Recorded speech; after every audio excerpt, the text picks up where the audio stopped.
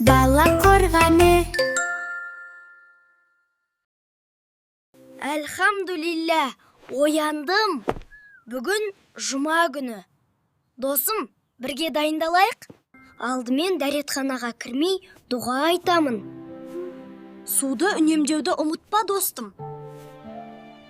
Жұма күні таза болу керек.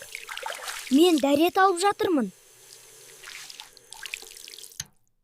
Шыққанда дұға айтып, қолды сілкімей, орамалмен сүртеміз, досым. Жұма күні таза киім кию әдеп. Айтпақшы, киімді оң жақтан бастап киеміз.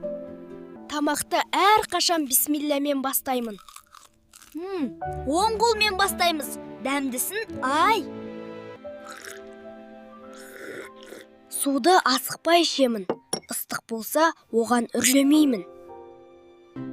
Әлхамдулилля, тамағым дәмді болды.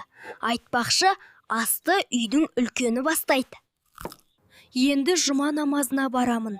Я Алла, маған мейірім есіктеріңді аша көр. Мешітке әдеппен тыныш кіремін. Дұға жасайық, дұға мұсылмандың қорғаны. Жұма тәттісі, үйдегілерді қуанту үлкен бақыт қой. Жұма күнін әдеппен өткізсек, жүрегіміз нұрланады. Келесі жұмада кездескенше.